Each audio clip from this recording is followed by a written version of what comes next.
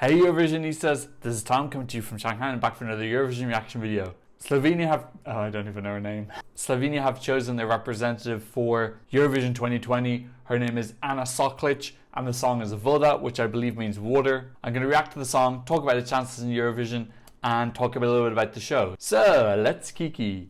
Okay, first of all, I'll talk a little bit about Slovenia in the competition. If you want to skip straight to the song, use the timestamps in the description. Slovenia have actually been pretty good the last 6 years. They've qualified 4 out of 6 times. A little bit surprised. I hadn't kind of realized how good they've been. Last year was obviously one of my favorite years. That song ended up number 9 in my top 10. They've also been number 3 in my top 10 before in 2011 team with Vanilla. Generally though, I don't expect a good song from Slovenia. I kind of feel like if it is a good song, it's a bit of a bonus. You know, it's a small country, they don't have a massive music industry, I get it. Sometimes they can surprise. Last year I thought was really fantastic. Really beautiful minimalist electronic pop with a beautiful thoughtful stage presentation. Okay, so this song, I heard the snippet, which was around 30 seconds long. I didn't watch the whole of the final. I found the final very dull, which I'm going to talk about later. I watched around 20 seconds out. So basically, I haven't heard the full song through yet. So this is my first time listening to the full song. Is that why Vodafone is called Vodafone? Is that meant to be like Waterphone? I feel like Vodafone are really going to want to jump on board if she makes the final and get some sponsorship in. This is Slovenia's song for Rotterdam. Soklič, Wanna Know My Secret Bang. I already knew it was a ballad. Let's hope that she can excite me. Oh, water drips. There's a leak in the Slovenian studio. Okay, good voice. Good voice doesn't cut it though, we know that. Everyone's got a good voice in Eurovision.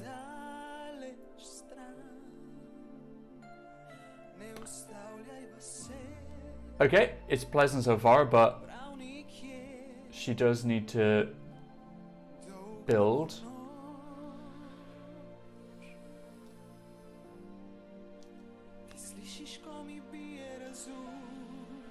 This is very first gear so far. I think she's going to be careful that she doesn't lose people. Beautiful visuals in the background, kind of nature themed.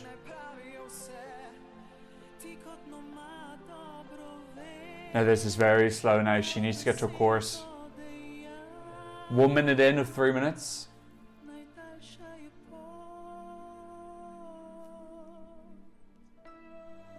Okay, we're getting to a chorus.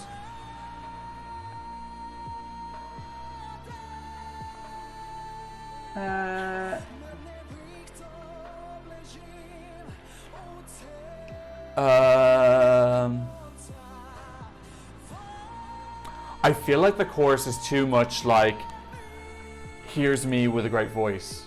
Like I don't really hear much melody draw. It just sounds a lot like she's a good singer and that's the chorus. You know, she's got good stage presence. This isn't cutting it so far.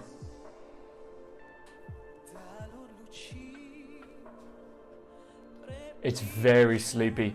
It almost sounds a little bit like those apps you can use to go to sleep at night. And it's very, very minimalist in the background. She really having to do a lot of the work on herself.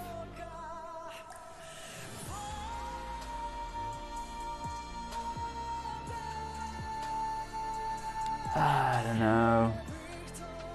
Like it's fine. It's not terrible, but it's it's a lot of nothing, isn't it?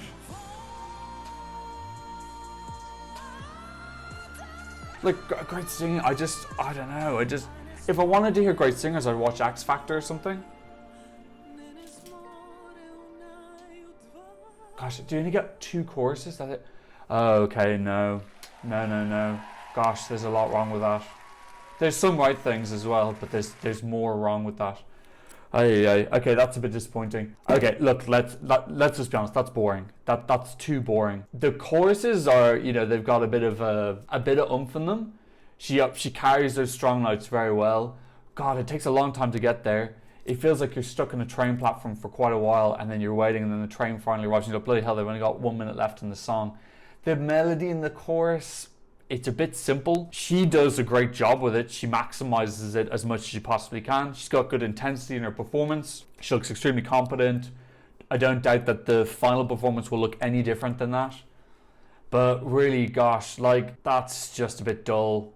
It's a bit too much nothing. It's very plodding. The issue is, if you sit through the 3 minutes, I think some people would be really into this. I just can't see a lot of people sitting through that 3 minutes. I think after a minute of this, so many people are going to go to the toilet or go get a coffee or just change channel and come back.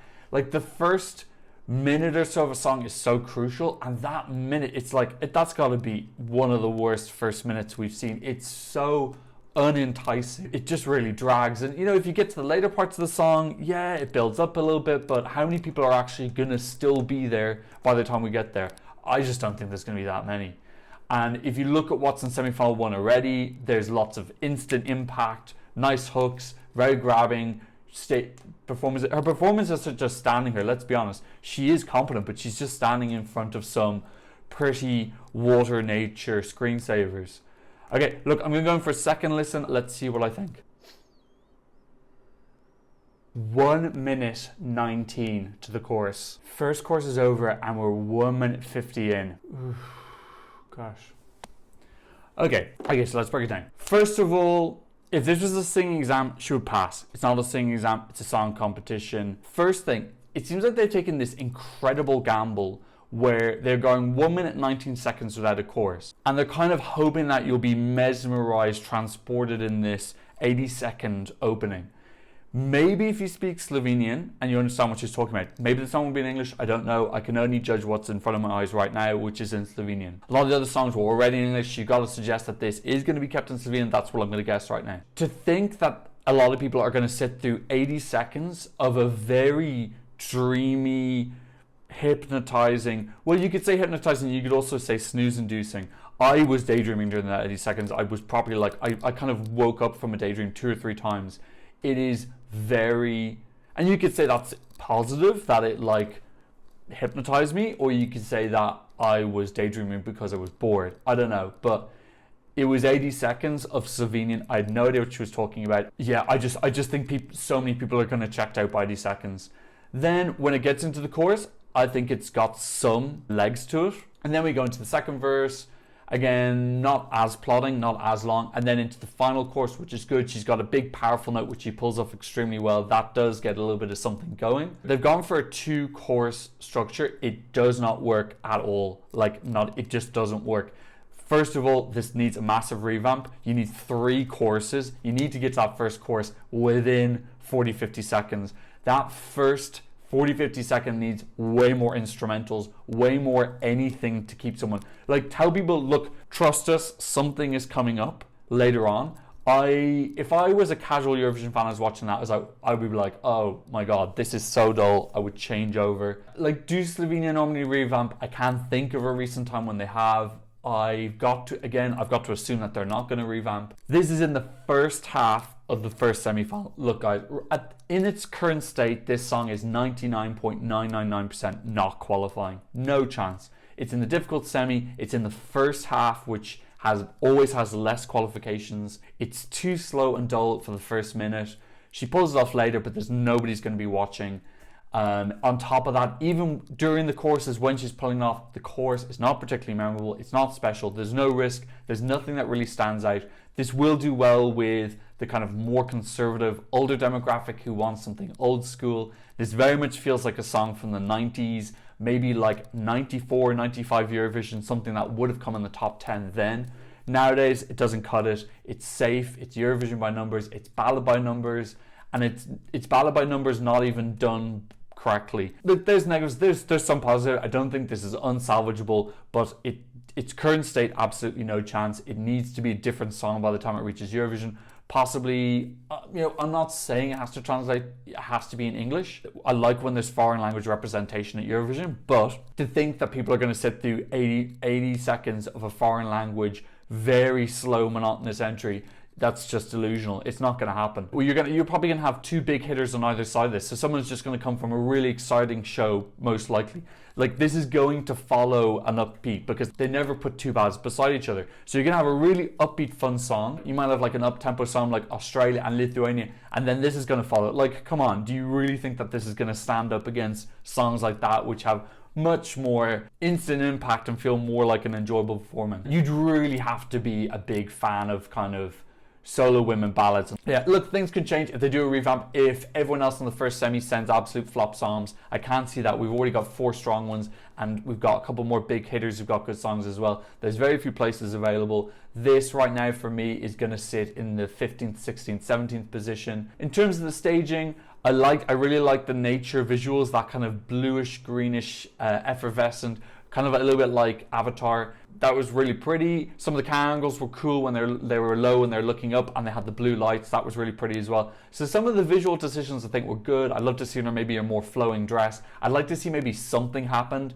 Right now it's literally just her standing there with a bit of faceography. I think it needs a little bit more substance than that. But for me the core thing is that first minute is just a mess, and it needs to be cleaned up, and then maybe we can start reconsidering its chances. Obviously when we know all the songs, we have a better idea as well. Don't feel this song would be hard done by if it stayed in the semi. It feels very much like a semi song. Okay guys, I'm going to have a quick talk as well about EMA. I think the final, it needs a little bit of a revamp. It's very slow and clunky. The show is very, very long. There were 12 songs. Honestly, 7, 8, 9 of them very easy to chop. They were very blah, a bit nothing. 4 or 5 songs for me which had some, that felt that they had some identity. I think it's the same as Deprier Vadazil. I think you need to look at the songs that you have that year. Do you have solid songs in different genres enough that you make a cohesive, entertaining final? I feel like too many national finals are predetermining the amount of songs there'll be and then filling in those slots. It should be the other way around. Look at what you've got, decide what is the best show you can make from these songs, and from that put in 6, 7, etc. songs. I think if you're one of the stronger countries like Sweden or Ukraine who consistently will have a solid level, it's more understandable that you have a preset structure. EMA doesn't have that, I'm sorry, yet. On top of it, the format, the structure is very confusing. You have 12 songs. The first round they all sing, and then 3 people choose who goes to the super final. That's just bizarre. I can't think of any other final that does that. Often pre-national show will have judges picking the songs first. Feels like we're seeing a televised version of them screening the songs, and then people don't get to vote until the second round. Very, very unusual. Why not just have those 3 people or however many people you want pick the songs before and then put 6 through for a public vote, and then the winner of the public goes to the national final? That seems more fair. It seems more rational. It's like 3 people, it's just rife for corruption and allegations. Like, if I was any other actor, I'd say, oh well, he's been bought out, or this person's influence because they got a previous connection. It's just 3 people choosing your whole country's the 2 super finalists. I just think it's I actually quite like the second finalist. Her name was Lena. I'm not saying it was a wow moment, but I felt like that song, it was definitely more entertaining to sit through. She looked great. I really liked her Junior Eurovision song. I actually liked her Junior Eurovision song more than this. I thought that was what was going to win, so I was actually very surprised when I saw that Anna won instead. Also very disappointed with Tinkara's song. It sounded like a Disney song from the 90s. Again, another song that would have been very much at home in 1990 Eurovision, coming 7th. A bit disappointed, and she didn't play her flute either. I quite liked her previous song that qualified for the final. So what did you think about Anna? Please leave your comment in the comment section down below. Please like and subscribe if you haven't already. So thanks so much for watching. Hope to see you in another Eurovision reaction video very soon. Goodbye.